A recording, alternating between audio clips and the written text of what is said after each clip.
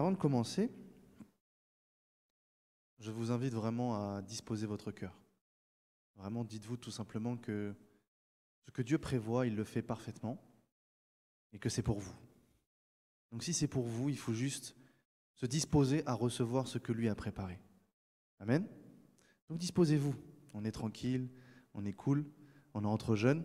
Moi j'ai 25 ans, je ne suis pas forcément très vieux. Et tout va bien, ok? Donc soyez relax.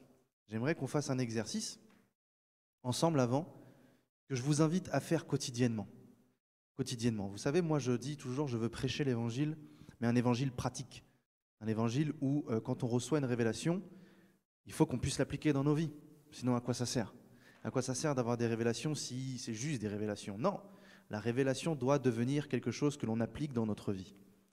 Donc, vous devez pratiquer l'évangile.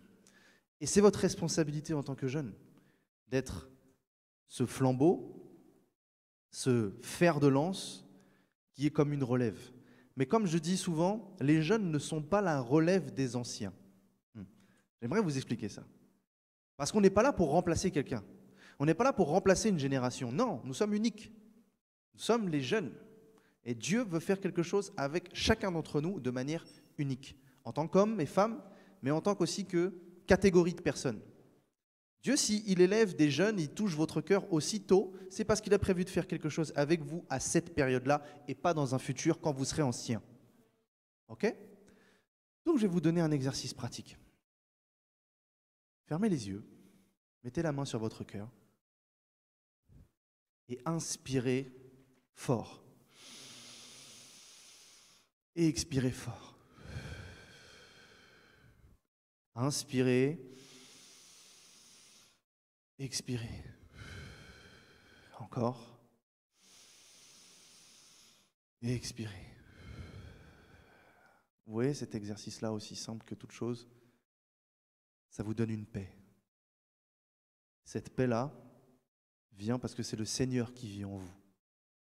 C'est le Saint-Esprit en vous qui vous donne cette paix. Et juste ça, on va dire, oui, vous avez fait un travail de respiration. Mais en vérité, vous avez manifesté la paix qui est en vous. Parce que c'est Christ qui vit en vous par son esprit, le Saint-Esprit en vous. Donc, c'est à nous de comprendre comment manifester le Saint-Esprit. Ça, c'est ce qu'on appelle manifester la paix. Quand vous sentez cette paix intérieure qui commence à vous calmer, calmer vos pensées, calmer votre être, calmer votre corps. Vous savez, des fois, on dit, quand tu es énervé, respire. Mais oui, parce que ça amène la paix. Donc, il faut pratiquer ça. Pratiquer cette respiration assez quotidiennement. Avant de lire la Bible, par exemple, ça va vous aider à vous focaliser sur la parole de Dieu. Avant de prier, ça va vous aider à rester focalisé. Combien de fois on essaye de prier, puis d'un seul coup, pouf, les pensées partent ailleurs. Puis après on dit, oh, pardon Seigneur. Je reviens à ce que je disais. Il faut se focaliser et il faut être dans la paix. Ok? Donc, on est dans la paix, tout se passe bien. On va passer un bon moment dans la parole de Dieu. Parce que Dieu m'appelle à prêcher l'évangile, selon un des 5 ministères de la parole. Donc on va parler de la parole. C'est pour moi important. Mais avant de commencer, c'est pas moi qui va commencer. Je vais donner le micro à mon épouse. Donc, bonsoir à toutes et tous. Donc, je m'appelle Angéline et j'ai 30 ans. Donc ça va, 30 ans, c'est jeune encore. Je suis très contente d'être là avec vous ce soir. Vraiment, je voudrais vous dire que vous avez pris la bonne part, vous êtes à la bonne place. Et je crois fortement dans mon cœur que le Seigneur a quelque chose pour chacun d'entre vous. Vraiment. C'est ma prière que vous ressortiez de cette église encore plus bénie qu'avant, que vraiment vous ressortiez différent. Et pour cela, je vous invite vraiment à disposer votre cœur. Vraiment, focalisez-vous sur le Seigneur. Parce que c'est lui qui donne la vraie paix, c'est lui qui donne la vraie joie, qui donne le vrai bonheur, le véritable amour. Et tout être humain a un vide en lui à combler. Et donc on essaye de le combler par différentes choses dans ce monde. Et parfois même si on est chrétien, même si on est dans une famille chrétienne, Tant qu'on n'a pas eu son expérience personnelle avec le Seigneur, on cherche encore à combler ce vide. Donc vraiment, je vous invite et je prie que vous fassiez cette expérience personnelle avec Dieu si ce n'est pas encore le cas. Parce que votre vie sera totalement changée. Vous le croyez? Amen. L'évangile est simple. Un message simple et rempli de l'amour de Dieu. Ça change des vies. Et vu que ça change des vies, on comprend que c'est notre rôle. Pourquoi le Seigneur dit « Allez, faites de toutes les nations des disciples, prêchez l'évangile, annoncez le royaume de Dieu ». Pourquoi? C'est parce qu'on comprend que l'on change les gens. On transforme les vies avec la puissance de la parole de Dieu. Et c'est quelque chose d'essentiel. Et en tant que jeune, moins jeune, peu importe la catégorie sociale, peu importe l'âge, peu importe le mode de vie, peu importe qui nous sommes, d'où l'on vient, quand nous sommes enfants de Dieu, nous avons la responsabilité de parler de lui. Parler de lui, à chaque instant, à chaque moment, parce que la Bible décrète et déclare que nous sommes les ambassadeurs de son royaume. Nous sommes une race élue, une nation sainte. Ce qui veut dire que si vous êtes les ambassadeurs du royaume de Dieu, vous êtes les représentants de Dieu sur cette terre. Nous voyons tous que dans chaque pays, il y a des ambassades d'autres nations. Ce qui est intéressant de voir, c'est que quand une nation implante une ambassade dans un pays, le lieu qu'elle occupe, c'est comme si elle était dans sa nation. Et les personnes qui sont les représentants dans une autre nation, mais qui sont liées à une ambassade, sont ceux qui parlent au nom de la nation qu'ils représentent. Donc nous, c'est pareil. Quand la Bible dit qu'on ne vient pas de ce monde, vous êtes hors du monde, vous avez été mis à part, vous avez été prédestinés au salut, à de bonnes œuvres. Ça veut dire que dès le commencement, Dieu vous avait choisi et vous faisiez partie de lui. Parce qu'imaginons quelque chose. Moi, je crois que ce soir, cela va être très technique. Comme je dis, je prêche un évangile pratique. Donc on va rentrer dans des révélations parce que je crois et je suis sûr que vous n'êtes pas stupide. Donc ça veut dire que vous pouvez comprendre ce qui va être dit. Et même s'il y a un degré de profondeur et de grande révélation, c'est quelque chose qui peut être accessible parce que vous êtes enfant de Dieu et que le Saint-Esprit vit en vous. Amen. Amen. Yes. Donc imaginez quelque chose. Vous avez été prédestinés avant la fondation de ce monde. Et même la Genèse commence en disant que Dieu créa les cieux et la terre. Et avant même cette création, et quand on parle des cieux et de la terre, on ne parle pas juste de notre terre à nous. On parle de tout l'univers, tout le cosmos, tout ce qui peut exister, les étoiles à l'infini. Tout ça fait partie de ce qu'on appelle une bulle physique et naturelle. Tout ça, c'est techniquement parlant, même si ça se situe à des années-lumière, c'est quelque chose qui est palpable. Mais juste qu'on ne peut pas y aller. Mais Dieu l'a créé et c'est physique. Parce qu'on peut voir l'éclat de certaines étoiles qui se situent à des années-lumière. Donc ça veut dire qu'elles sont là de manière physique. Et tout ça, ce n'est que la création de Dieu. Et avant tout ça, et si vous avez fait un peu d'histoire, vous voyez qu'on dira que ça a existé depuis des millions et des millions d'années. Avant tout ça, on a déjà été créé. Comment? On a été créé en esprit. Sachez une chose, vous êtes un corps, une âme, mais un esprit. J'aimerais vous dire quelque chose de plus fort que ça. Vous êtes d'abord un esprit avec une âme placée dans un corps. Et ça, c'est très important à comprendre. Et ça va vous aider dans toute votre vie si à chaque instant, à chaque moment, vous vous dites « I'm a spirit ». Je suis un esprit. Je suis un esprit dans un corps. Ce qui fait que si je suis un esprit, je ne suis pas limité. Mon corps est limité, mais mon esprit ne l'est pas. Donc je ne peux pas me placer sous des choses qui vont être des limitations parce que je suis sans limite. Donc on comprend que nous avons été créés, parce que Dieu est esprit, et nous avons été créés d'abord dans sa pensée. Il nous a créés dans sa pensée. Il nous a d'abord pensé avant de tout mettre en place. Et il a fait ça de manière tellement parfaite que même si depuis la création, vous arrivez qu'à cet instant-là, On pourrait dire, waouh, mais il y a eu énormément de temps, comment Dieu a pu tout penser, mais même de là à un futur aussi lointain. Ben, c'est parce que Dieu est bon et Dieu est parfait. Chaque détail de votre vie a été pensé par Dieu. À chaque instant, à chaque moment. Tout a été fait parce que Dieu a voulu que ça se fasse. Et c'est quelque chose de très important à comprendre. Votre vie est dirigée et contrôlée par Dieu, encore plus à partir du moment où vous lui avez donné votre cœur. Amen.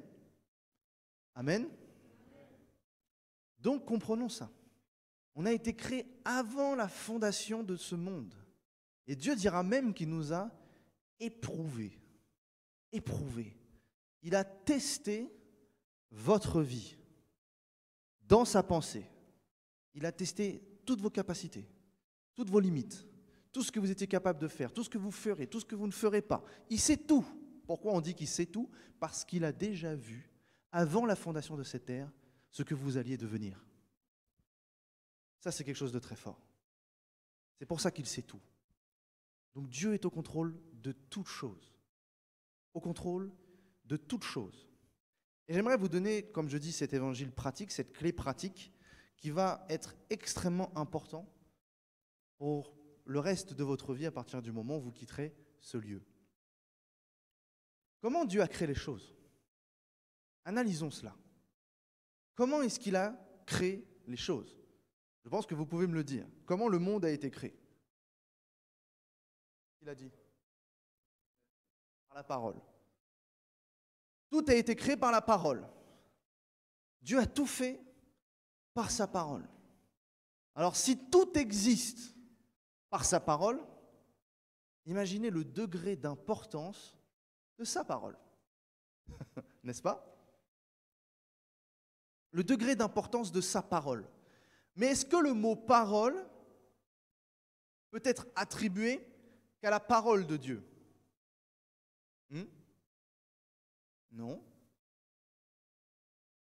Notre bouche, nous parlons, donc nous avons une parole. Ok. Et là, on va rentrer dans quelque chose qui est extrêmement important à comprendre.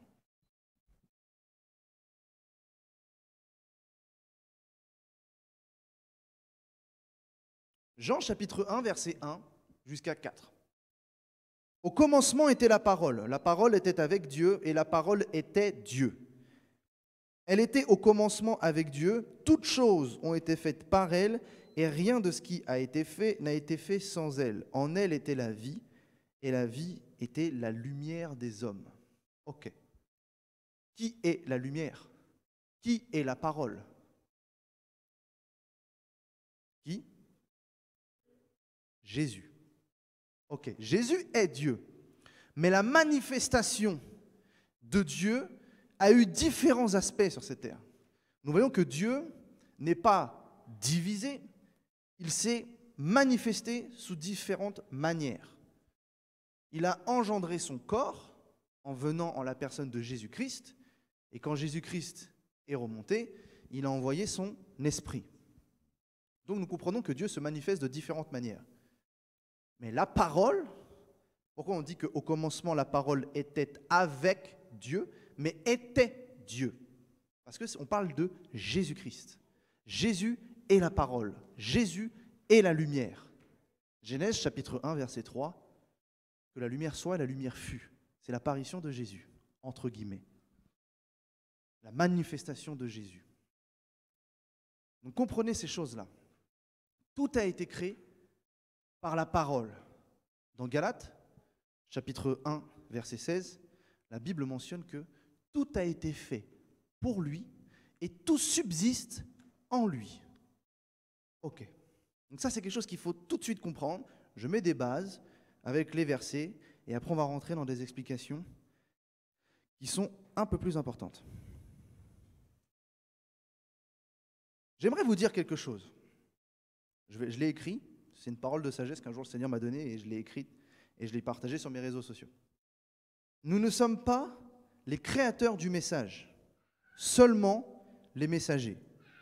La qualité du message est garantie, donc la qualité du contenant compte autant que le contenu. Amen. Peut-être que vous n'avez pas compris. Je vais vous l'expliquer. Comme je vous disais tout à l'heure, nous sommes les ambassadeurs du royaume de Dieu.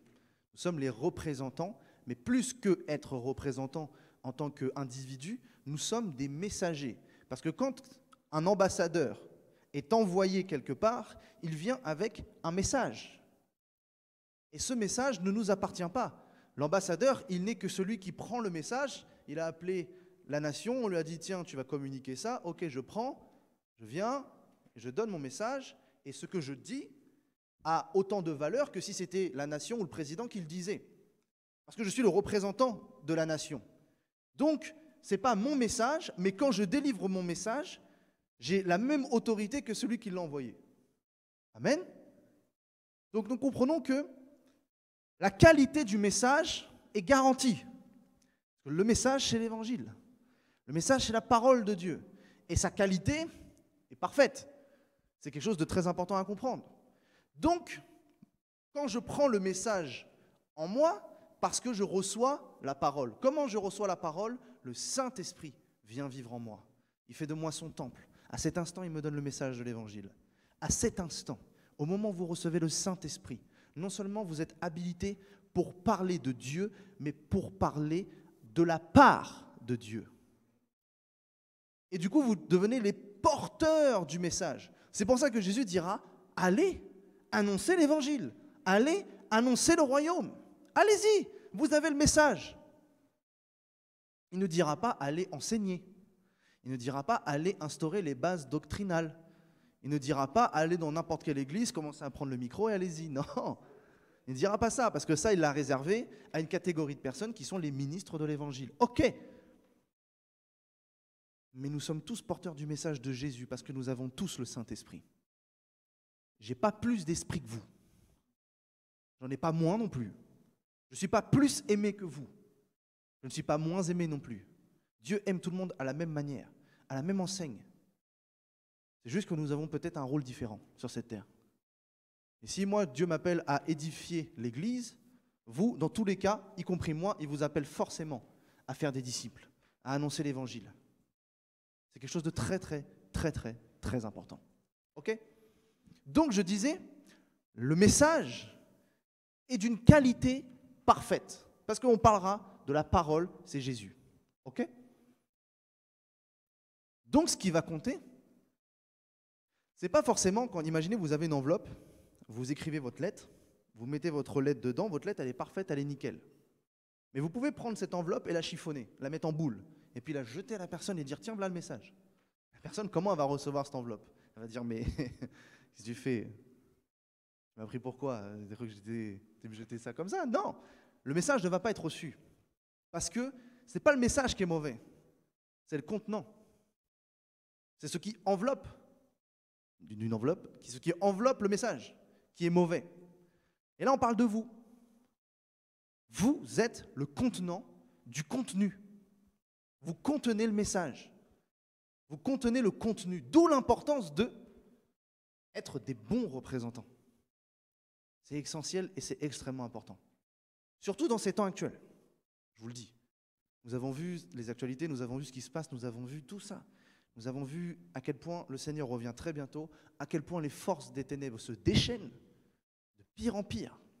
L'apostasie dans l'Église, c'est catastrophique. Dans le monde, c'est encore pire. La débauche, la pudicité, partout, toutes ces choses. Donc ça veut dire quoi? Ça veut dire que, vu que nous sommes dans la fin des temps, ça ne veut pas dire on se laisse aller. Non, ça veut dire justement on redouble d'efforts. On augmente notre niveau de rigueur avec le Saint-Esprit. Parce que dans la fin des temps, Dieu se servira de ceux qui sont sérieux avec lui. Et je pense que si vous êtes jeune et que si vous êtes dans une église qui est réveillée comme celle-là, c'est que Dieu déjà premièrement vous appelle. Premièrement, Dieu, il dit « Eh oh, je veux me servir de vous ». Et du coup, c'est à vous après de dire « Coucou, je veux bien ». Vous voyez? Mais Dieu dira « Ok, tu veux, c'est cool, je suis content, mais… » Pour l'instant, le contenant n'est pas encore au point. Et du coup, je vais t'amener dans une marche, un processus, par l'amour, toujours par l'amour, de perfectionnement. Parce que Dieu a donné des ministres pour le perfectionnement des saints. Donc Dieu vous appelle déjà saints. Ça, c'est quelque chose de merveilleux. Et il veut vous perfectionner pour que non seulement, quand vous délivriez le message, il n'y ait rien qui puisse venir le parasiter. D'où le fait que le Seigneur dira « sanctifiez-vous ». Ok. Donc nous avons compris que le contenant compte autant que le contenu. Amen. J'aimerais quand même vous rappeler cette chose-là. Parce que oui, je parle de sanctification. Quand je vous dis que le contenant doit être beau, il doit être un bon représentant, je parle de sanctification personnelle. Mais regardez ce que dit la parole dans 1 Corinthiens chapitre 6, verset 11. Et c'est là ce que vous étiez, quelques-uns de vous. Mais vous avez été lavés, mais vous avez été sanctifiés, mais vous avez été justifiés au nom du Seigneur Jésus-Christ et par l'Esprit de notre Dieu. Vous entendez ça? Le Seigneur vous dit, à partir du moment où je suis venu vivre en vous par mon esprit, je vous déclare saint, juste, parce que mon sang vous a lavé. Il vous a lavé. Donc, ce qui veut dire que si vous êtes des saints, vous êtes parfaits selon Dieu.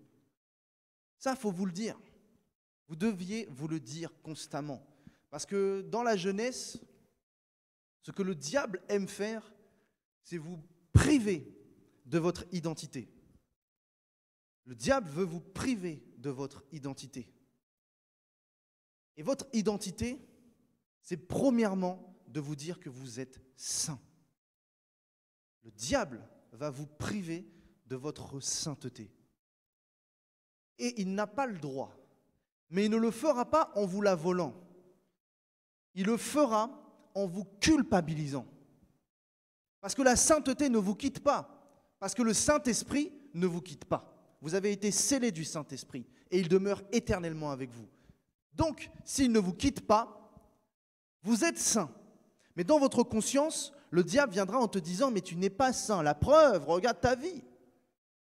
Regarde ta vie. » Mais c'est là où nous devons être forts.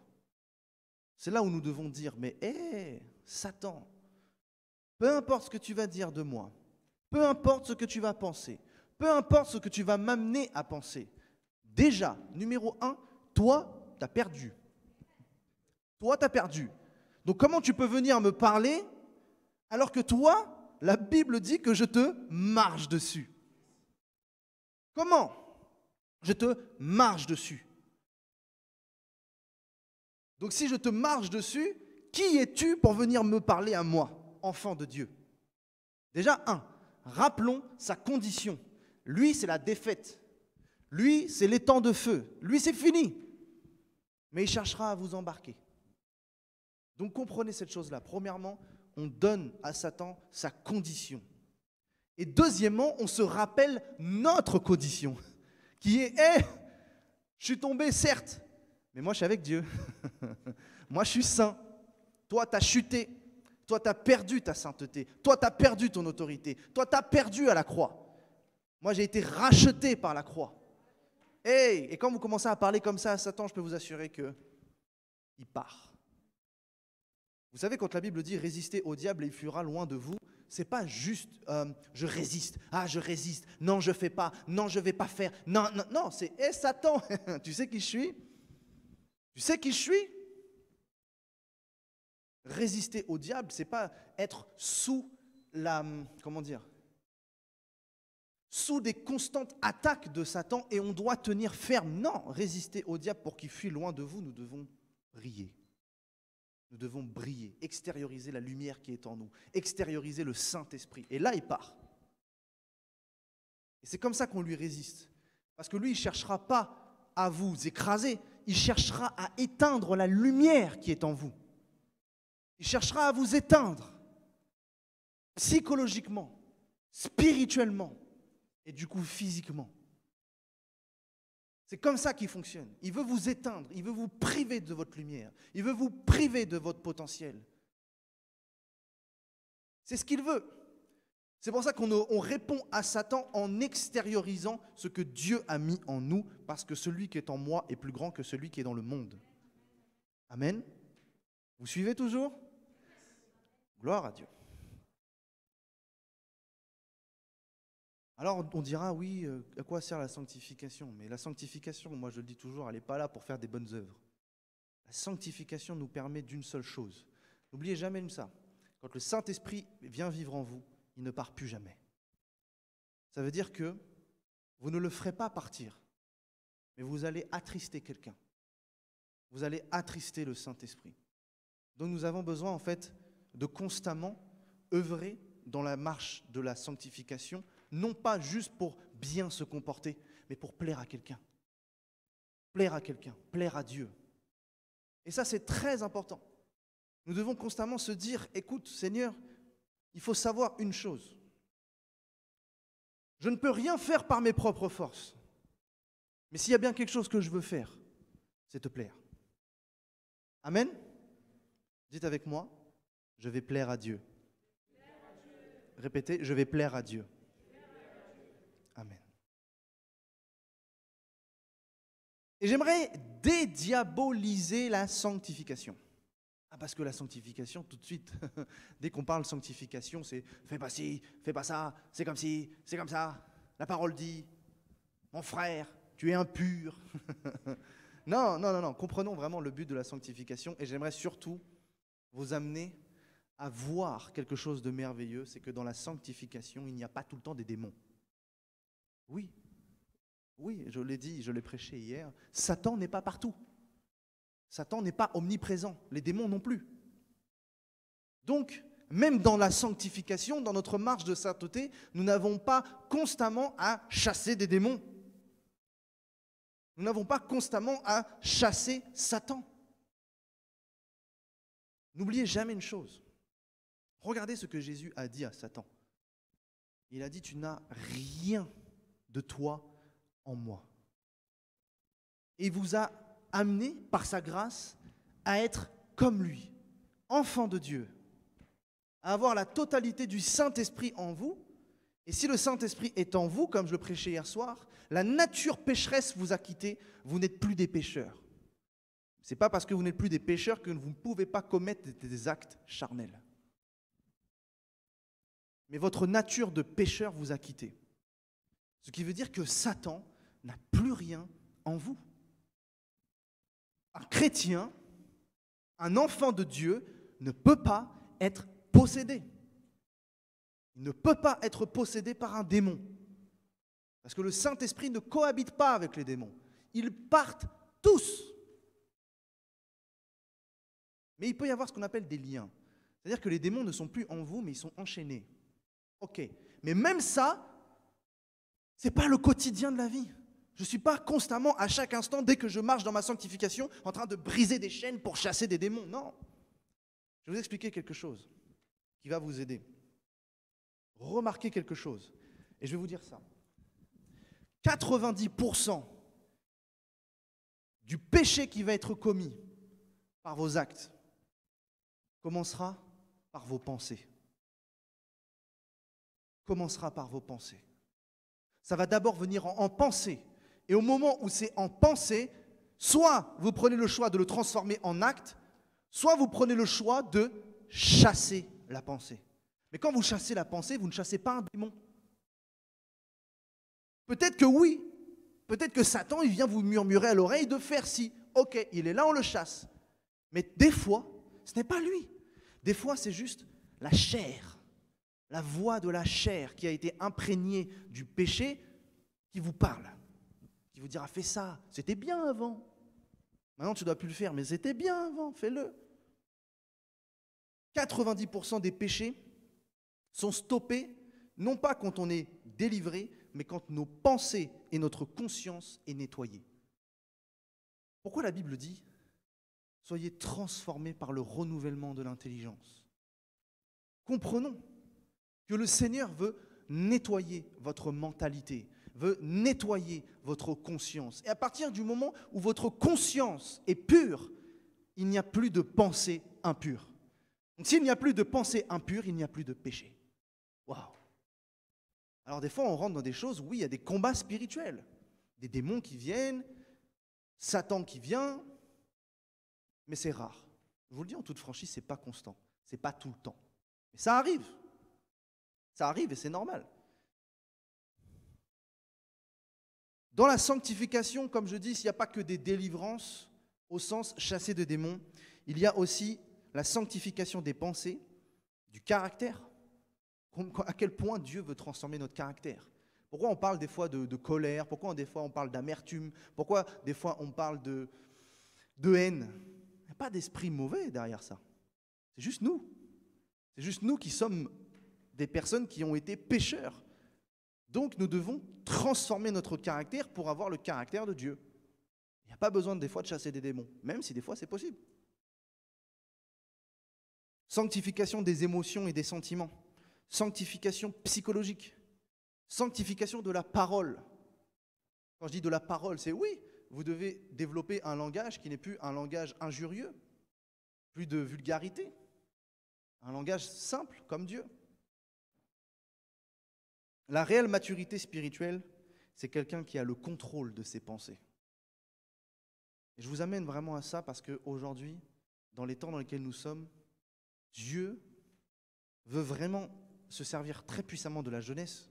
Ça a été prophétisé à maintes reprises par des grands hommes de Dieu depuis des années et des années. Mais Dieu veut des personnes qui sont stables et qui sont matures, et non pas juste des personnes qui croient qu'il y a du démon partout. Non, Dieu veut que vous maîtrisiez vos pensées. Dieu veut que vous maîtrisiez votre conscience. Et une fois que vous maîtrisiez cela, je vous le dis quelque chose, une fois que vous maîtrisez vos pensées, votre conscience, vous êtes intouchable. Intouchable. Parce qu'à chaque moment qu'il y aura une pensée mauvaise, vous serez capable de lui dire non. Vous serez capable de dire non à cette pensée. Non, je ne veux pas. Non, je ne suis pas obligé. Et là, vous êtes maître de vos pensées, alors vous êtes maître de vos actes et de vos paroles. Et là, vous pouvez être très puissant pour le Seigneur. Très puissant. Je vous dis vraiment très puissant pour le Seigneur.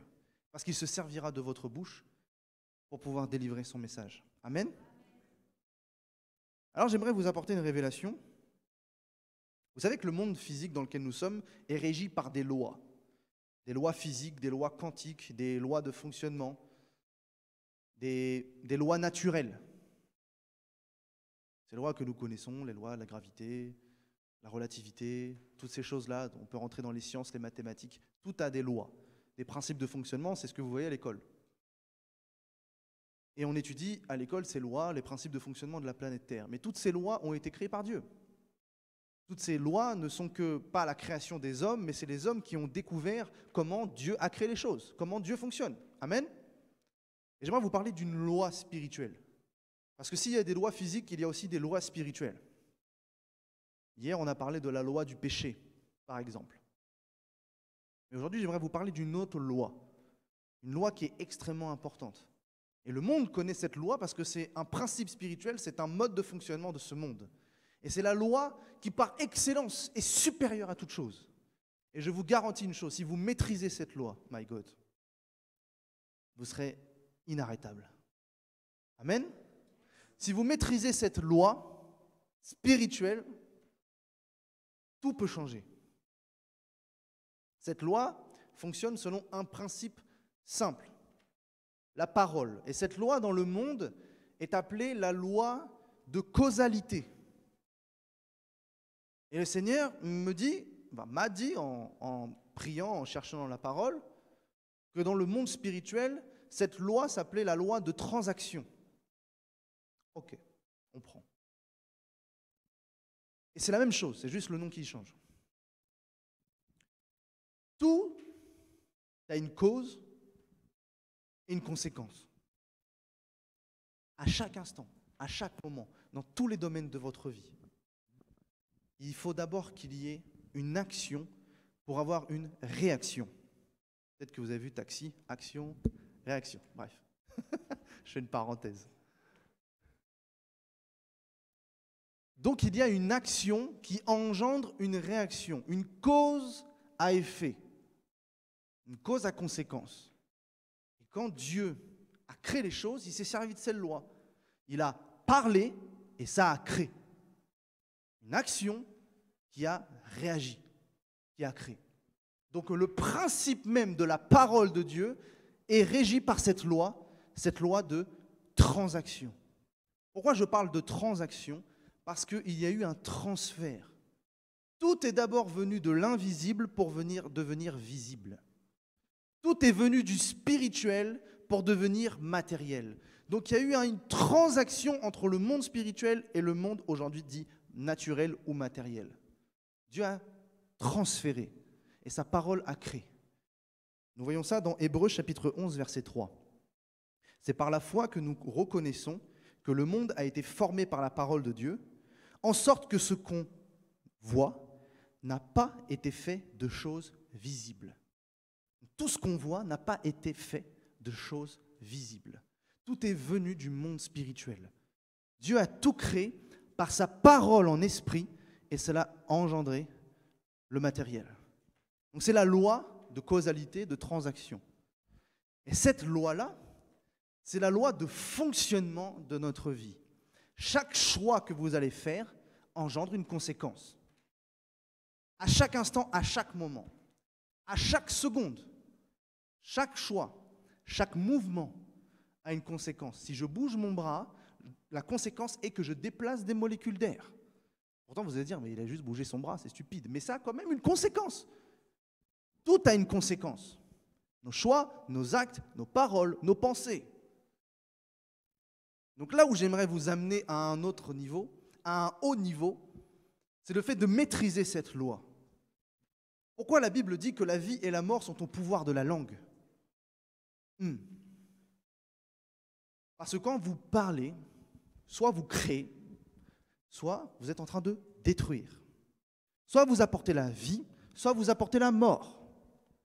Dans votre vie personnelle, dans la vie autour de vous, dans la vie autour de votre ville, dans la vie autour de votre nation, et on peut aller même plus loin, ma parole peut avoir un effet sur le monde. Regardez Élie. Soleil, arrête-toi. Vous imaginez? Des personnes, par la parole, qui ont stoppé la course du soleil, qui ont fait qu'il y a eu une journée de plus, entre guillemets. Bon, je dis ça entre parenthèses, pour vous. Vous comprenez pourquoi il y a des mois avec ce qu'on appelle des années bissextiles. Pourquoi il y a un jour en moins au mois de février. Bref. J'aimerais vous amener encore à comprendre cette chose-là, cette loi de causalité, cette loi de conséquence, cette loi de cause à effet.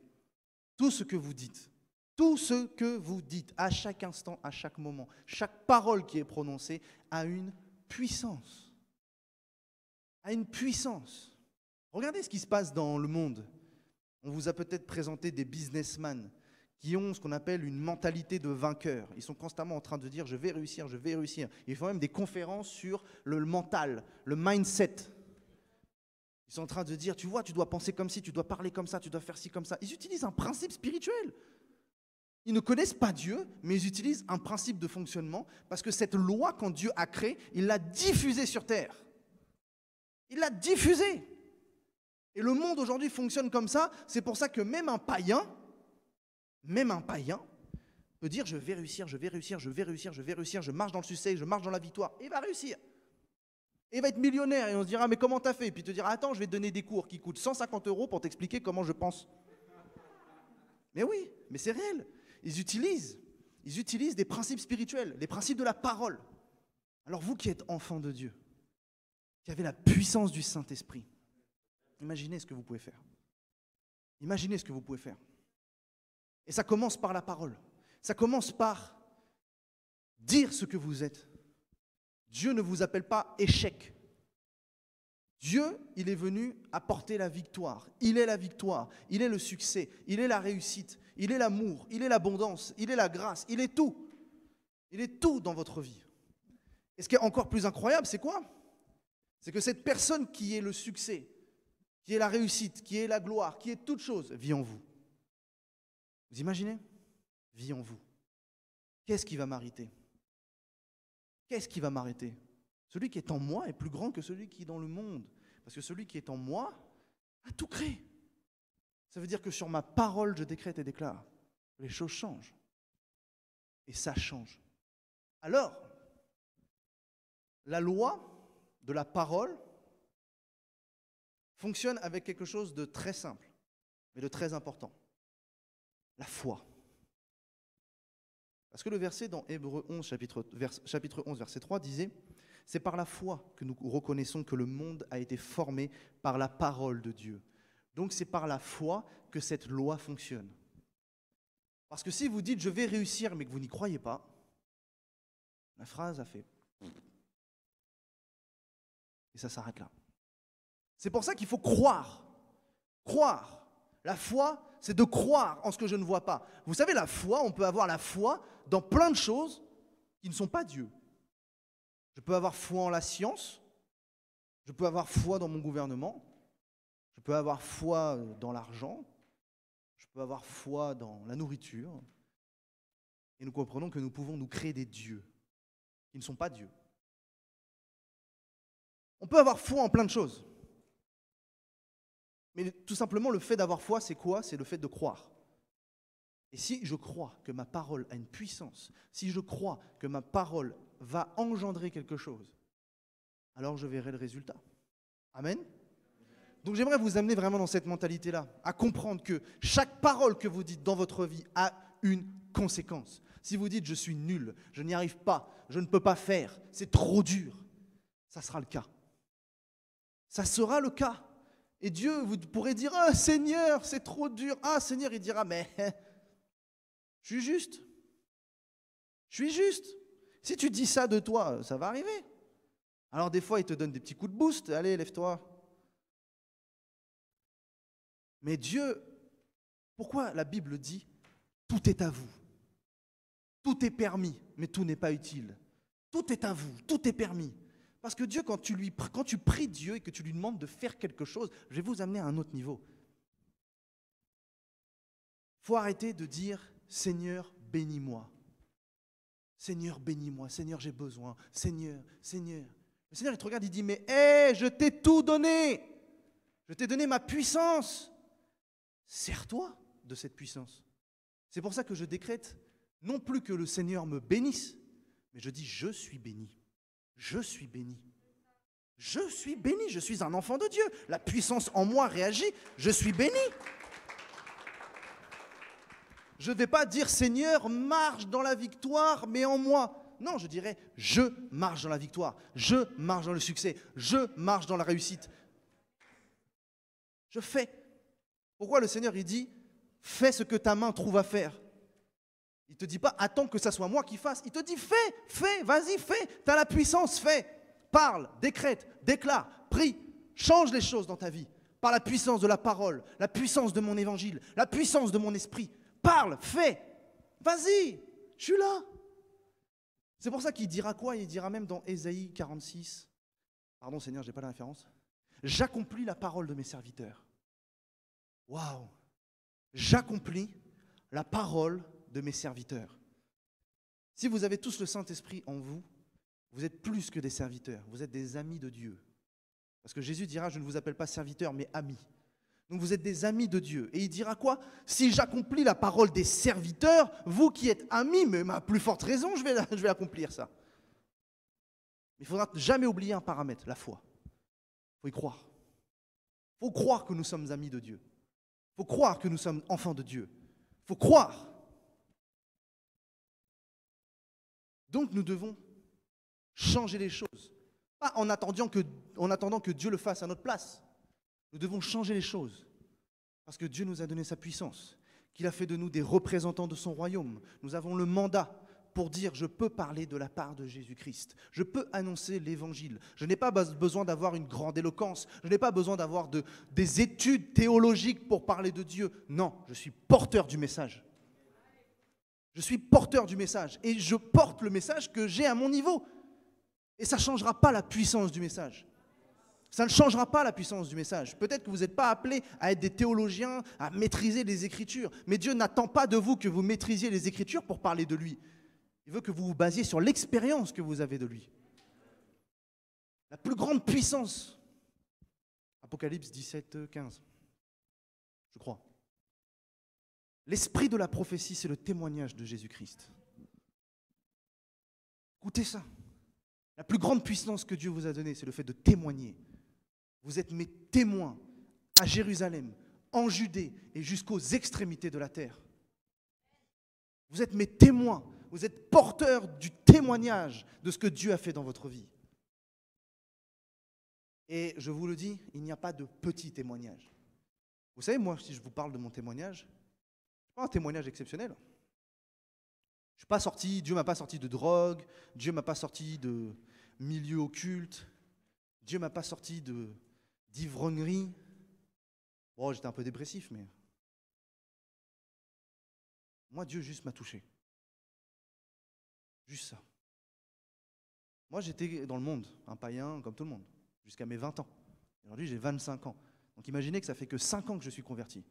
Et ça se trouve, vous êtes converti depuis plus longtemps que moi. Mais Dieu fait ce qu'il veut avec qui il veut. Moi, je me suis converti à l'âge de 20 ans. Je ne croyais pas en Dieu, je connaissais que Dieu dans les livres d'histoire, enfin Dieu, avant, après Jésus, les dates. Et je partais pour aller dans l'armée, pour être un militaire, c'était ma carrière, c'est ce que je visualisais, c'est ce que je voulais faire que ça de ma vie. Et j'ai échoué. Alors pourtant j'étais prêt, hein. Je vous assure que quand on fait un plan A dans sa vie et qu'on ne fait pas de plan B, et qu'on se dit moi je visualise que ça parce que je sais que je suis fait pour ça, je vous assure que la claque a fait mal. Très mal.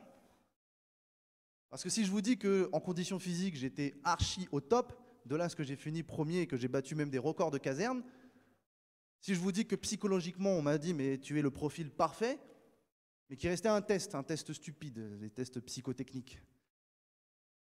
Test psychotechnique, c'est tout ce qui est géométrie dans l'espace, histoire, français, tout ça. En fait, c'était un QCM qu'on devait remplir, avec les questions sur un ordinateur, on cochait juste des cases. Et quand je revois le psychologue, elle me dit, bon, écoutez, on a lu votre test, soit vous êtes un attardé, soit vous êtes trompé quelque part. J'ai dit, j'espère quand même que je me suis trompé. Et je m'étais trompé. Dès la deuxième ligne, j'ai sauté une ligne. Tout était faux. Wow. On était 89.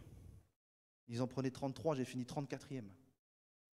J'ai fait, waouh, Seigneur, là. Non, pardon, je ne croyais pas en Dieu. C'est mon réflexe. J'ai dit, waouh, qu'est-ce qui se passe? Remise en question, t'es pas pris. Tu te dis, mais attends, j'avais prévu ça, j'ai fait mes études pour ça. Préparation militaire, tout, etc. J'ai fait de la réserve dans la marine nationale. J'étais frais, j'étais parti. Échec. Boum, dépression. J'ai dit, ok, ça va, on va se relever. Je vais faire une licence, on va rentrer dans la licence TAPS, fac des sports. Et je me dis, en plus, je faisais du rugby professionnel, semi-professionnel à l'époque, au Stade Rouennais, qui est en Pro D2 maintenant, bref. Et on me fait des grandes promesses. Tu as un potentiel énorme, tu vas arriver loin, nanani, nanana. L'année prochaine, on te fait un contrat de professionnel, joueur pro. Oh, tu vas être payé, tu vas être logé, tu vas avoir tout ce que tu veux. Tu vas jouer dans un grand club. Ouah, super. L'année passe, la saison passe. Et à la fin, on me dit, écoute, on ne sait pas pourquoi. On ne sait pas. La Fédération française a bloqué ta licence. Oh, deuxième échec. Ça fait mal. Dépression. Et là, l'évangile arrive dans ma vie. Un frère qui faisait du rugby avec moi, ce frère aujourd'hui qui est même mon beau-frère, parce qu'il s'est marié avec ma sœur, le gamin. Et on en arrive à ce qu'il me prêche l'évangile et je lui dis, ouais, Jésus. Qu'est-ce que j'en ai à faire de Jésus? Et il me prêche l'évangile et il me dit juste une phrase. Cette phrase-là m'a bouleversé. Cette phrase-là, c'est ce qui a fait que je me suis converti. Il m'a dit, tu sais, un jour, que tu le veuilles ou non, tu seras devant Dieu. Et j'espère que tu l'auras accepté dans ta vie. Wow, ça m'a frappé. Pendant une semaine entière, j'arrivais plus à dormir. Insomnie. J'arrêtais pas de penser à Jésus. Qui c'est ce Jésus? Pourquoi Jésus? Dès que je fermais les yeux, je commençais à avoir une silhouette qui m'apparaissait. Je disais, wow, attends, je suis en train de péter un câble. Je suis en train de devenir fou. Du coup, ça a piqué ma curiosité. J'ai dit, écoute, tu vas à l'église dimanche? Il m'a dit, ouais, on va aller à l'église. J'ai dit, écoute, je vais venir. Il se passe quelque chose. Tant mieux, il se passe rien. Bisous. Et j'arrive dans l'église à accueilli, donc l'église de mon père spirituel, pasteur Daniel Vandini. Je suis accueilli par une vague de jeunes. Vous imaginez l'importance que vous avez quand vous accueillez les gens? Je suis accueilli par des jeunes. Je m'assois et dès que la louange commence, la première note, pouf, me met à pleurer. Et je me regarde, je dis, mais qu'est-ce qui m'arrive? Mon corps a chaud, mon corps va pas bien, je commence à trembler, je commence à pleurer. Je dis, mais qu'est-ce qui m'arrive? C'est quoi ça? Puis je vois que personne pleure dans la salle, alors je me dis, bah en plus. Donc je commence à me cacher. Je pleurais comme une madeleine, mais je commence à me cacher. Et d'un seul coup, je ferme les yeux et je sens quelqu'un qui me fait un câlin, physiquement. Je me suis dit, bon, allez, qui c'est le Goliot qui est venu me faire un câlin? J'ouvre les yeux, il n'y a personne. Boum, il y a un cadenas qui a sauté dans mon cœur, j'ai dit, ok, Dieu existe. Il y a quelqu'un qui m'a touché à cet instant-là, personne ne m'avait touché physiquement, c'est Dieu qui m'a touché. Et c'est juste ça mon témoignage. Rien de plus. Et il y a des gens qui ont des vrais témoignages, enfin je dis pas qu'ils ont je dis pas que j'ai un faux témoignage, mais il y a des gens que Dieu a sortis de misère, de complications, de difficultés.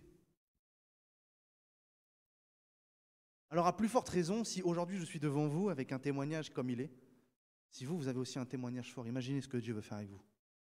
Imaginez.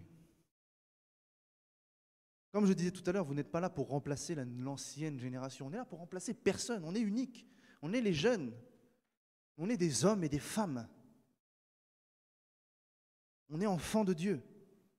Peu importe l'âge, peu importe la catégorie sociale, peu importe d'où l'on vient. On est des enfants de Dieu. Nous sommes autant porteurs du message de Jésus que celui qui est devant le pupitre. Autant. D'ailleurs, si l'église se remplit, ce n'est pas parce que l'homme de Dieu prêche. Elle se remplit parce qu'il y a des gens dans l'église qui vont évangéliser. Amen.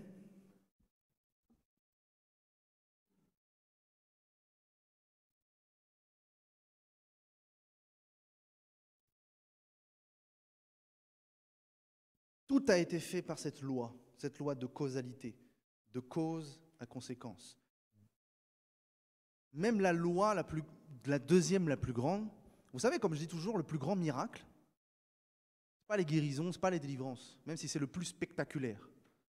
Mais le plus grand miracle, c'est la nouvelle naissance. Quand Dieu transforme le cœur de quelqu'un, quand Dieu brise le cœur de pierre pour faire quelqu'un un cœur de chair, quand un homme, peu importe sa corpulence, peu importe son gabarit, peu importe son passé, son vécu, dit oui à Jésus, fléchit les genoux et capitule. Ça, c'est le plus grand des miracles, un cœur transformé. Ça, c'est la chose la plus merveilleuse. Et du coup, nous comprenons que même la loi de l'esprit de vie est liée à cette loi de causalité. La loi de l'esprit de vie, c'est l'esprit de Dieu qui est venu apporter la vie dans votre vie. Vous savez, nous sommes des êtres éternels. Mais soit tu es éternellement mort, soit tu es éternellement dans la vie. Et Jésus vous a apporté la vie éternelle. Il ne vous a pas apporté l'éternité. Vous êtes déjà des êtres éternels. Parce que vous avez été créés avant la fondation de ce monde, vous êtes passés sur cette terre et vous allez repartir en quittant cette terre. Mais à ce moment-là, vous allez où? Soit dans une mort éternelle, qui est un lieu où l'absence de Dieu est totale, soit vous allez avec Dieu et du coup vous allez dans l'endroit où il y a la vie. Et même cette loi de l'esprit de vie est liée à quoi? Un choix. Pour que l'esprit de vie vienne en vous, il faut dire oui. Il faut dire oui à Jésus. Oui, rentre dans mon cœur. Oui, rentre dans ma vie. À cet instant-là, j'ai fait un choix. Et la conséquence, c'est que le Saint-Esprit vient vivre en moi.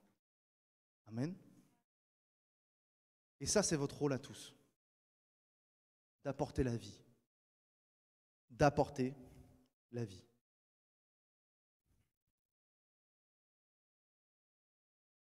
Donner pour recevoir, par exemple, offrande, sacrifice, autel, foi, etc., du temps.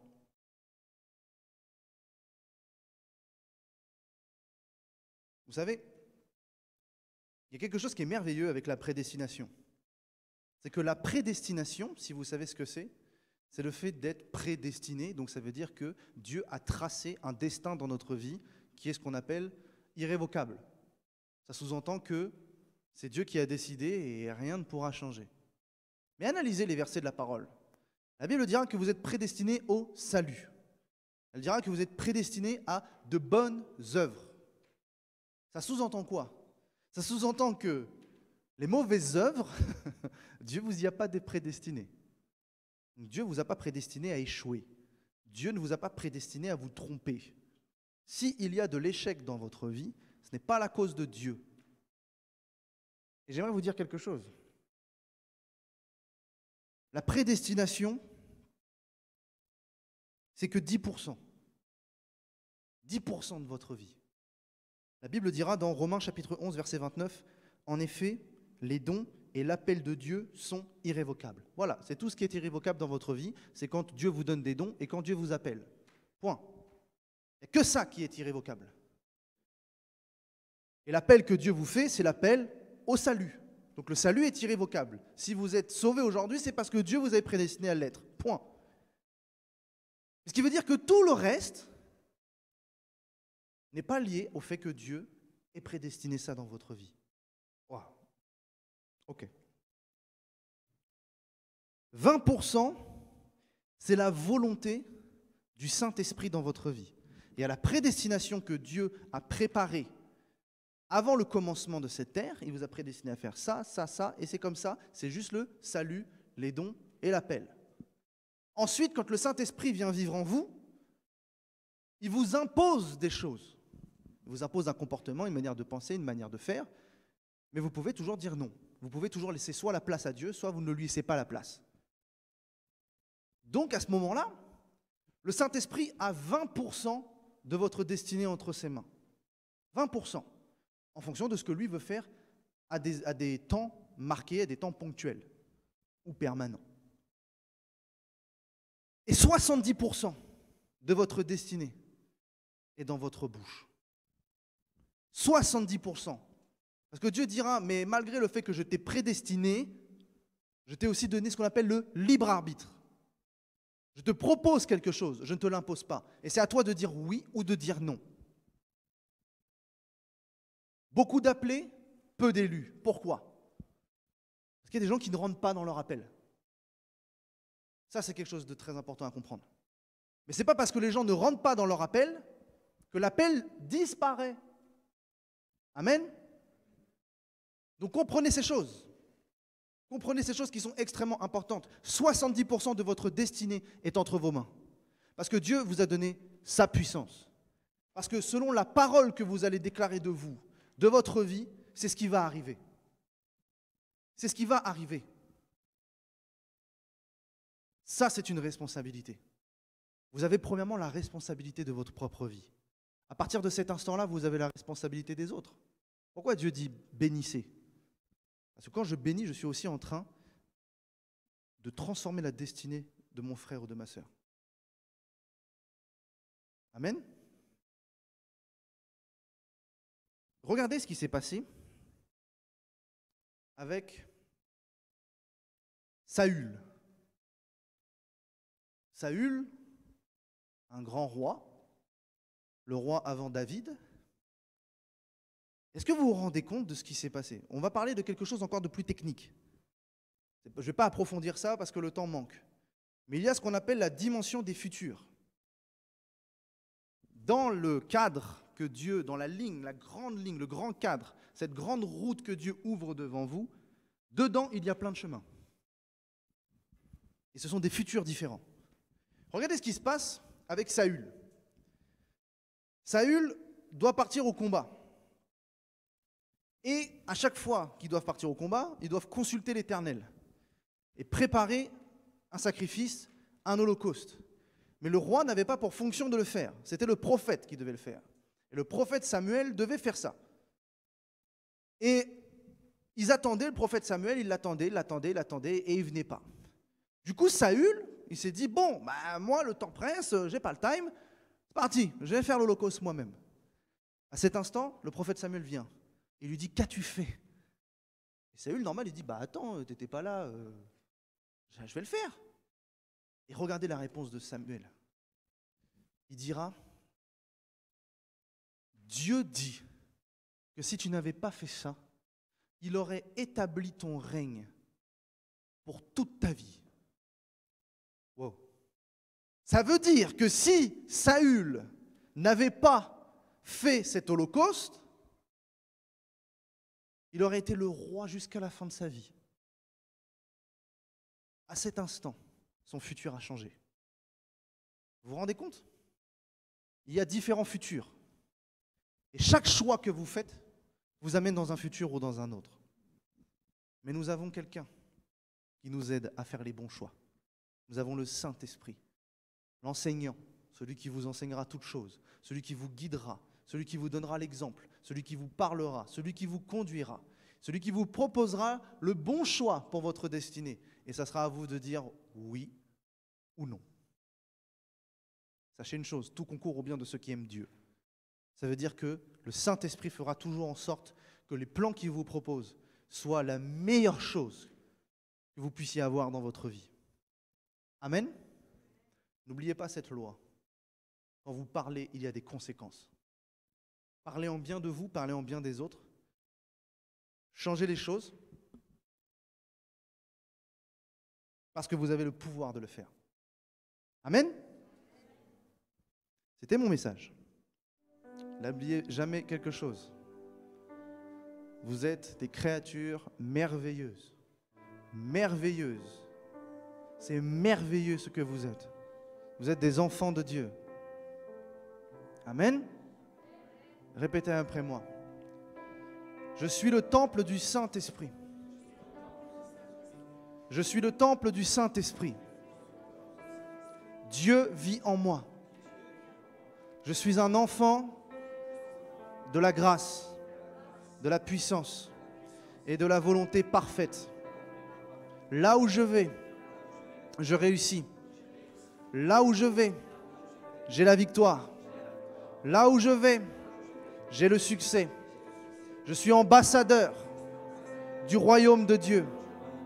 Je suis ambassadeur céleste. Je suis représentant du royaume de Dieu. Ma parole a une puissance, la puissance de l'Esprit. Je décrète et déclare que je suis puissant, que je réussis, que je suis dans la victoire. Aucun esprit démoniaque ne me fera tomber, ne me fera chuter. Je suis au-dessus, je foule aux pieds, je chasse dans le nom de Jésus tout esprit impur, tout esprit démoniaque qui influence ma vie.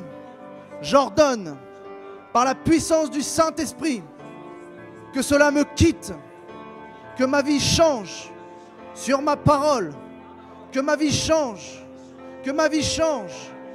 Je suis un enfant de la grâce. Je suis élu à un sacerdoce royal. Je suis porteur du message de Jésus-Christ. Je suis un disciple accompli dans la puissance de l'Évangile. La parole de Dieu m'est confiée et je dis, Seigneur, à cet instant, je m'engage à manifester ta gloire. Je m'engage à prêcher l'Évangile autour de moi, à toute personne que je rencontre, pour manifester ta présence et ta puissance. Merci Seigneur, parce que tu m'as mandaté pour parler de toi et pour toi. Merci Jésus, parce que tu transformes ma vie en cet instant. Parce que tu m'as choisi depuis le fondement des choses. Parce que tu m'as appelé serviteur, ami et époux. Merci Jésus. Ma vie est transformée. Amen.